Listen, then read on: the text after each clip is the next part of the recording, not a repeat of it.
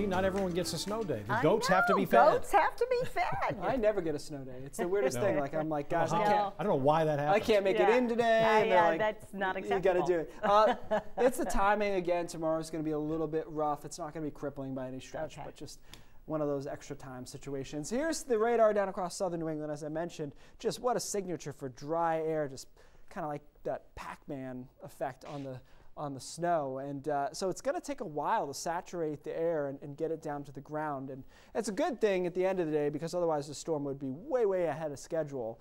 But it's not because of that dry air. And you can see it's starting to win the battle out towards parts of Connecticut where it's starting to really snow. Warm front here, cold front back here. As we talked about, this is not a coastal storm. This is a warm front that's just going to lift through and give us that period of snow overnight tonight through early tomorrow morning. And so it doesn't have all that much dynamics to it as far as the snowfall rates go. Dew points are low, single digits below zero, and so you need to get that dew point to the temperature to saturate the column, or the other way around, you can bring the temperature down. By the way, guys, isn't this a throwback to our summer days? Like, we were talking about oppressive dew points at 70, and then here we are at 8, and 2.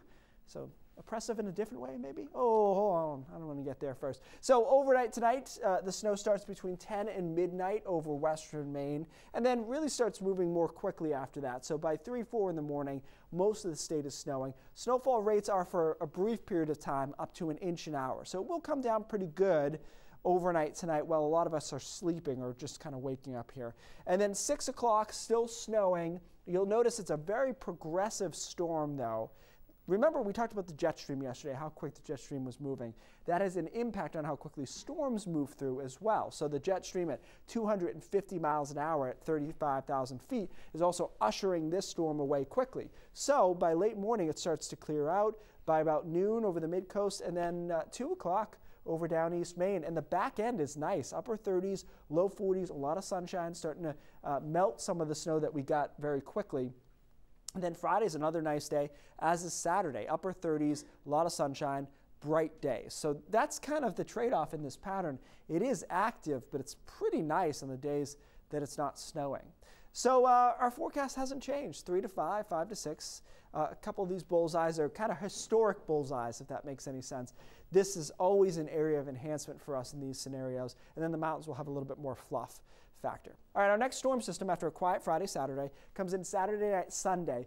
So this, and we kind of saw this coming, is trended a little colder away from the immediate coastline. So now it's a real knife fight between rain and snow. And I think this has substantial accumulation possibility if you're even 20 to 30 miles away from the coast. And it snows through much of the day on Sunday. So I'd say, especially for the foothills and mountains, this could be an easy 6+ event. So we'll keep an eye on that. Seas around 3 to 5 feet, small craft advisory in effect. And yeah, guys, you know, this pattern is not terrible in that the in-between days are pretty mild. It looks like we might cool down mid next week. Real quick, I want to say that Ryan has a great segment on why all our storms this season have been the same.